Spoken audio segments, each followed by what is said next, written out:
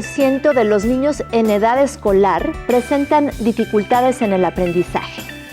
Y muchas veces esto sucede porque hay algo que no está funcionando bien en su cerebro.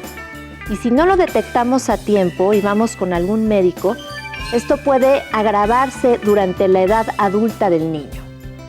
Por eso es que el día de hoy aquí en Vivir Sano vamos a hablar del tema de trastornos del aprendizaje y del habla. Comenzamos con Omar, que nos ha preparado un reportaje al respecto. Adelante, Omar.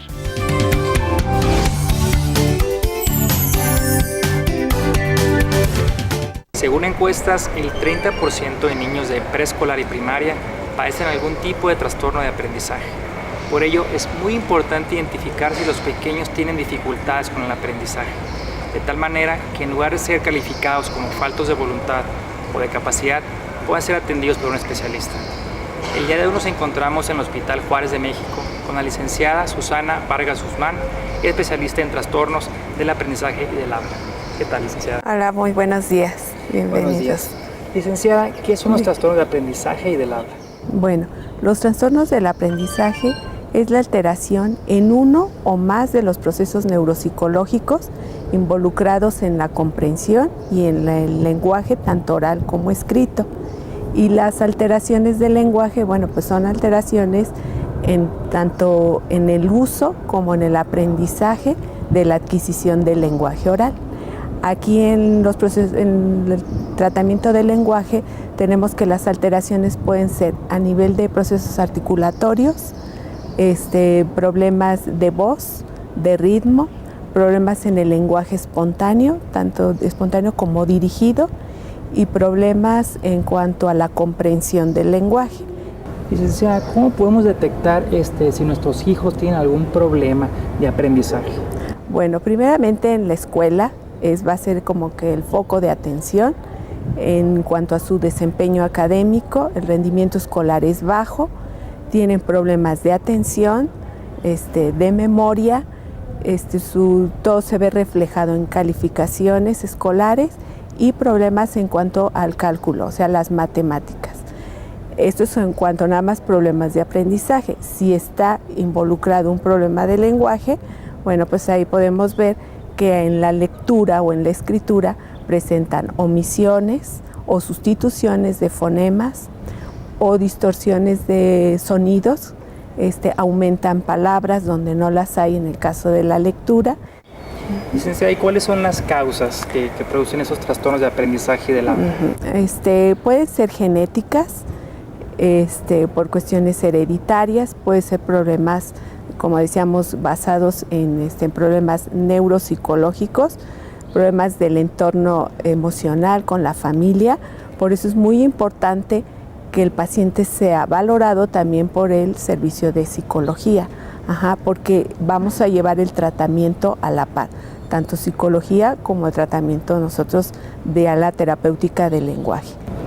Una vez se detecta algún problema de aprendizaje, ya sea por un maestro o por los padres de familia, ¿cuáles son los tratamientos que se le dan al niño? Bueno, primero tendríamos que ver primero hacer una evaluación completa. Entonces hay que aplicar pruebas, primero baterías psicológicas y después ya viene lo de nosotros, ver qué tipo de problema es de aprendizaje. Si es, por ejemplo, una dislexia, que esto es en cuanto a alteraciones en la lectura. Si es un problema de disgrafia, problemas de escritura, problemas de ortografía. O discalculia, que sí son problemas en cuanto a las matemáticas, al cálculo. Y ya de ahí nosotros, en cuanto al lenguaje, haríamos pruebas de articulación, si hay omisiones, sustituciones de fonemas, si hay problemas en cuanto a la sintaxis, la pragmática, porque esto es muy importante. Dentro del lenguaje tenemos que ver si el niño puede estructurar correctamente una frase, entonces ver si hay problemas en la sintaxis y en la pragmática. Y ya de ahí nosotros trabajar las dos áreas, tanto lo que es lenguaje como aprendizaje. Ese sería el tratamiento junto con el servicio de psicología. Como vimos, es bien importante detectar a tiempo si nuestros hijos tienen algún problema con el aprendizaje y hay tratamientos para tratar y corregir esos problemas. Claro, y entre se haga más a tiempo, mucho mejor ese pronóstico. Licenciada, muchas gracias. No, de nada, hasta luego. Muchas gracias. Amigos, recuerden, después de todo, vivir sanos es posible.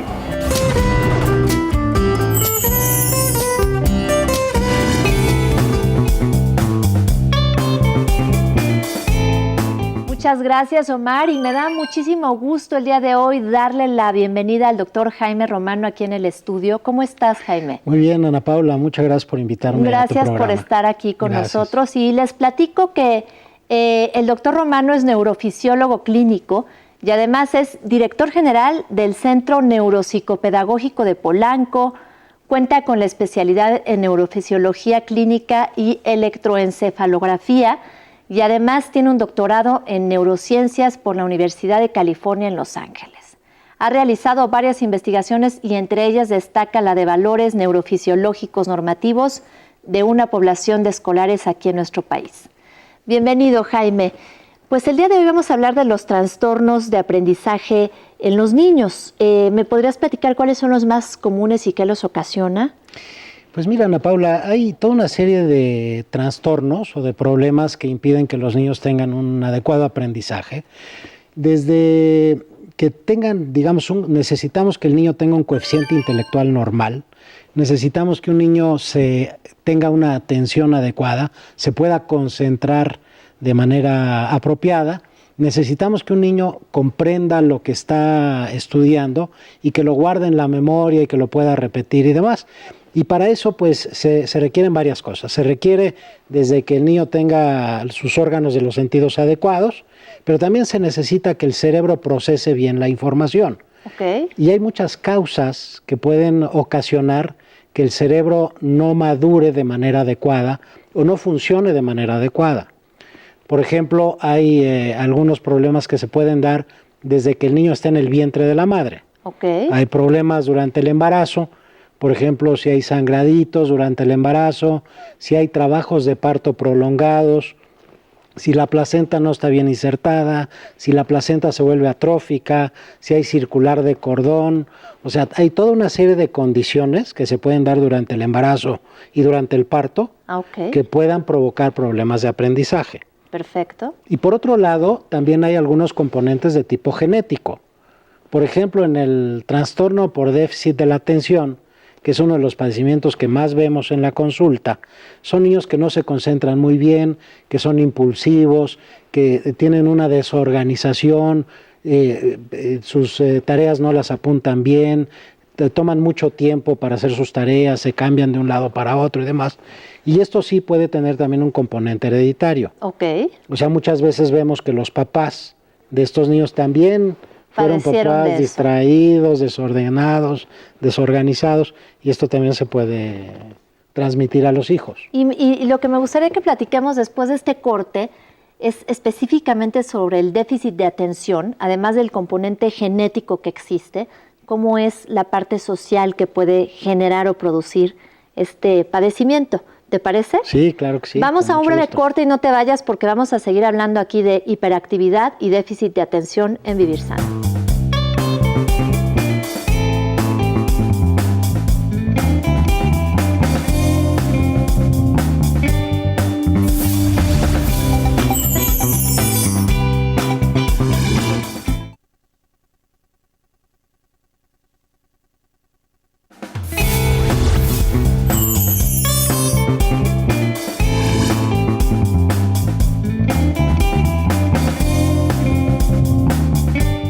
Seguimos con el doctor Jaime Romano y vamos a hablar en este momento del tema del déficit de atención y me gustaría saber cuáles son las causas sociales que lo ocasionan. Hablamos que hay una parte que puede ser directamente de un mal funcionamiento del cerebro. ¿Hay una parte social también? Sí, mira, el trastorno de atención, que puede ser con hiperactividad o sin hiperactividad, porque no siempre los niños son muy inquietos, pero sí tienen problemas de concentración. Aquí es muy importante diferenciar al niño que tiene una inmadurez neurológica y que eso le ocasiona del problema de atención, de aquel niño que su cerebro está bien y está normal y está sano, pero que tiene una serie de cuestiones alrededor psicosociales, como tú dices, o son familias disfuncionadas, o son niños rechazados, o son niños abandonados, o son niños que no han establecido un vínculo adecuado con la madre desde que nacen. Y esto pues hace que los niños también tengan otro tipo de problemas, pero no es el déficit de atención. ¿Cómo esto del vínculo con la madre? Que no entiendo esa parte. Mira, el vínculo con la madre es desde que el niño nace, la primera persona con la que se relaciona es con la mamá. Ok. Y entonces si la madre es una madre que los protege, que los acoge, que les da seguridad en el vínculo, estos niños van creciendo de una manera sana. Pero actualmente vemos que hay muchas mamás que no saben establecer este vínculo adecuado y eso se traduce luego en padecimientos de tipo psicológico en los niños. O sea, las mamás que los dejan con la tía, la nana, cosas Sí, o cuando así. se relacionan con ellos no los acogen bien. O sea, Tienen un literalmente rechazo, esa una tienen- parte física de... Hay una parte neuronal, o sea, hay niños, como yo te decía, cuando hay problemas durante el embarazo, durante el parto o problemas genéticos, Sí. dan estos niños con inmadurez neurológica que sí requieren una intervención médica y que sí requieren ser medicados. Luego, Hay otros niños que más bien su problema es de tipo psicológico, pero no sería el trastorno por déficit de la atención, y esos niños requieren más bien de apoyo psicológico. Necesitamos trabajar con los padres para que establezcan una orientación adecuada y manejo de límites en casa y más de tipo psicológico. ok, pero y luego hay esta parte, bueno, estamos hablando de esta parte de la medicación. Sí. A veces se les dan medicamentos a los niños sin saber siquiera si tienen realmente un problema neurológico. ¿Has visto esto? Claro, mira, muchos médicos sin hacer un diagnóstico preciso empiezan a medicar a los niños y esto no se debe de ser así. O sea, actualmente contamos con herramientas para hacer diagnósticos precisos y un médico tiene que hacer una exploración física y neurológica, tiene que aplicar un electroencefalograma, aplicar algunas pruebas psicopedagógicas para poder distinguir claramente el niño que sí tiene el problema de inmadurez neurológica, ese niño sí requiere ser medicado, de aquel niño que no cumple con ese diagnóstico. Entonces, se abusa mucho del uso de medicamentos cuando no se hace un diagnóstico preciso y se distingue al niño que sí va a ser beneficiado con el medicamento. Esto es importantísimo. Papás que nos están viendo, antes de llevar a su hijo con un médico y que nada más porque sí les receten el Ritalin o cualquier otro medicamento a su hijo porque es hiperactivo, hagan caso de lo que nos está diciendo el doctor y realmente vayan con alguien especialista en el tema y que hagan las pruebas adecuadas para que no lo vayan a medicar si no lo necesita realmente.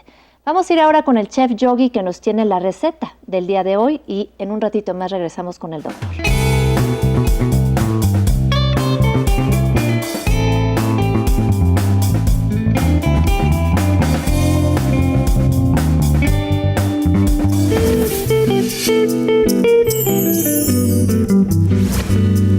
Soy el chef Yogi Mariano Garcés y hoy les voy a compartir una receta nueva de cómo preparar algo que se parezca a una gelatina. Vamos a usar un elemento que se llama agar-agar, que aquí lo tengo, lo pueden ver. Es muy parecido a la grenetina, pero lo increíble de esto es que en realidad es una alga marina que tiene la propiedad de gelatinizar al mismo tiempo.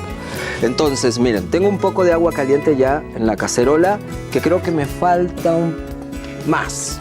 Lilian, mi chef Lilian, que seguro me trae el agua. Gracias. Hola. Muchas gracias. Muy bien, vamos a poner un poco de agua y jugo de naranjas. Vamos a hacer algo delicioso, ¿va? Jugo de naranja que reservo como media taza para poner en este vaso medidor y le vamos a agregar lo que es la chía. Recuerden que la chía, cuando nosotros la humedecemos, empieza a soltar esa sustancia gelatinosa que nos va a ayudar para potenciar mucho más este agar-agar que vamos a preparar de frutas. Mezclamos bien. Ahora azúcar morena. Muy bien, azúcar morena. Como unas 3 cucharadas de azúcar morena. Nos tiñe bastante. Y el agar-agar, que lo voy a preparar aparte. Dejo aquí esta preparación que tengo para que se activen las semillas de chía. Y aparte, con otra cuchara tomamos, esta cucharada son 5 gramos. Vamos a usar 10 gramos de agar-agar. Y con un poco de nuestra combinación de agua con naranja y un batidor en la mano, vamos a diluir el agar-agar.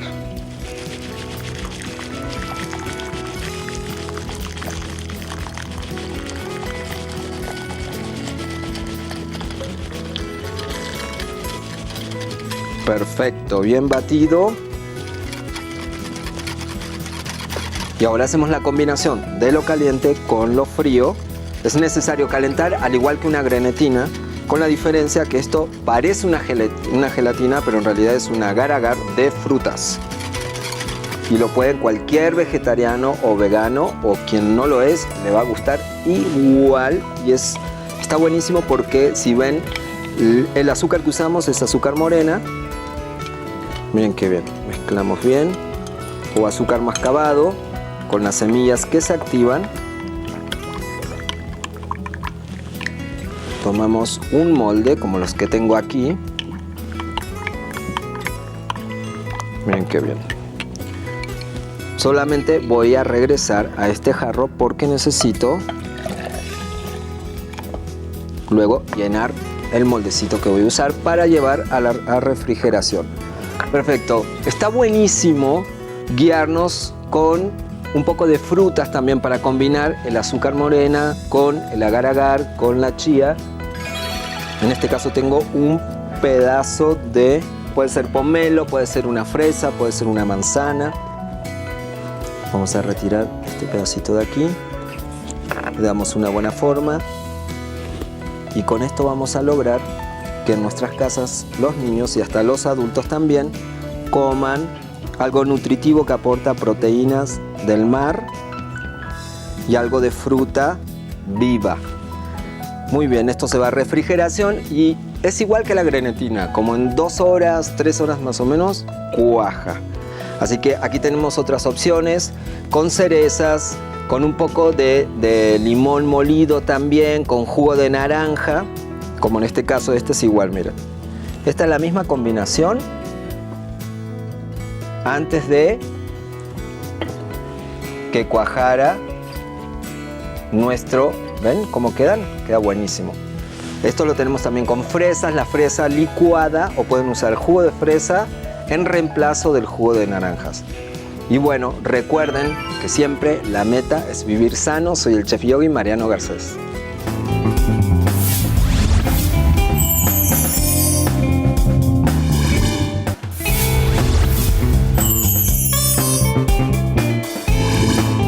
Muchísimas gracias, Chef Yogi, por esa deliciosa gelatina. Y ahora vamos a practicar yoga con Federico Gaggiola. Adelante, Fede.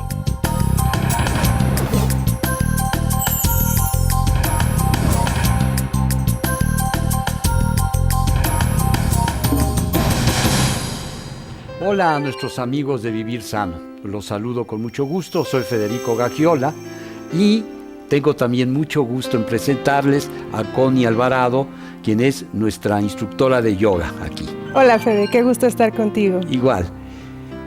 El tema de hoy, que es el de trastornos del aprendizaje y del habla, está relacionado no solo con temas psicológicos en la persona, es decir, con problemas o bloqueos psicológicos que pueden haberse generado desde la primera infancia, sino también con problemas neurológicos, lo cual hace que no sea tan fácil resolver los problemas. Porque una persona, por ejemplo, con dislexia puede necesitar un cierto tipo de tratamiento, mientras otra, con aparentemente el mismo problema, tenga que utilizar otro tratamiento. El yoga trabaja genéricamente. El yoga establece, por un lado, una reconexión nerviosa que permite que tengas una percepción más integral en el presente y entonces tu atención sea más inclusiva. Por otro lado, es importante entender que el yoga te da un estado de ecuanimidad que te permite pasar a través de la frustración que produce el hecho de que te tardes en aprender algo o que a veces se te lengue la traba, o es decir, que no hables con claridad. El día de hoy haremos 3 ejercicios para trabajar sobre el tema. El primer ejercicio, vas a empuñar tus manos y las vas a poner a un lado de las caderas. Vas a inhalar por la boca, arqueando la columna hacia adelante y llevando la cabeza hacia atrás. Y vas a exhalar encorvándote, llevando la barbilla hacia el pecho, también por la boca. Inhalas abriendo el pecho, exhalas regresando y así continúas. Es un ejercicio que con práctica puedes llegar a hacer hasta 4 minutos. No es un ejercicio fácil, puede producir mareo. Si es el caso, debes hacerlo más lentamente y cuando empiezas a sentirte mareada o mareado, dejar de hacerlo. Este ejercicio es fundamental no solo para expandir la capacidad pulmonar y llevar oxígeno al cerebro, a la sangre y a su vez al cerebro, sino también para remover ira, que a veces los problemas de aprendizaje, o sea, la frustración que nos produce no poder aprender las cosas muy rápidamente, nos produce ira, o también pesar, o de pronto también nos ayuda a pasar sobre estados de frustración. Para finalizar, inhalas y te arqueas, retienes brevemente y exhalas, te encorvas y sales de la postura, te sientas de manera muy quieta y silenciosa y observas el impacto del ejercicio. El segundo ejercicio que haremos el día de hoy es un ejercicio que va a favorecer la comunicación interneuronal, digamos, y va a favorecer que tu expresión sea más clara, es decir, que tu capacidad de escuchar lo que vas a decir antes de decirlo se active. Empiezas en esta posición con las manos a la altura de la garganta, inhalas en esta posición y exhalas llevando las manos en diagonal a la altura de los hombros. Inhalas después llevando los brazos extendidos hacia los lados, palmas al piso, exhalas a la postura intermedia. Inhalas nuevamente a la postura inicial a la altura del cuello, exhalas, inhalas, exhalas y así continúa. También es un ejercicio que puedes llegar a hacer hasta 4 minutos. Para finalizar, inhala en la postura intermedia y exhala bajando tus brazos. El último ejercicio que enseñaremos hoy es un ejercicio que disuelve bloqueos a nivel del cuello y favorece la comunicación del cerebro con el resto del cuerpo. ¿Cómo lo haces? Extiendes tus brazos hacia los lados, palmas hacia arriba, inhalas, subes sin tocar los dedos, exhalas bajando. Tratas de subir ligeramente e incluso exagerar el ascenso de hombros y de cuello, y al exhalar caes pesadamente. Y así continúas, inhalando al subir, exhalando al bajar, y lo haces también hasta 4 minutos. Para finalizar, quiero recomendarles que hagan una práctica de yoga, aunque no sean inmediatos los resultados. El yoga no solo te va a ayudar a oxigenar la sangre que va al cerebro, sino también va a favorecer que tus estados de atención se profundicen y sobre todo que la comprensión que tienes de ti misma o de ti mismo sea más amplia. En la medida en que te entiendes de mejor manera, te aprendes a aceptar en la vida. Les agradezco muchísimo su atención a este programa y desde luego a nuestra querida yogini Connie le agradecemos su presencia.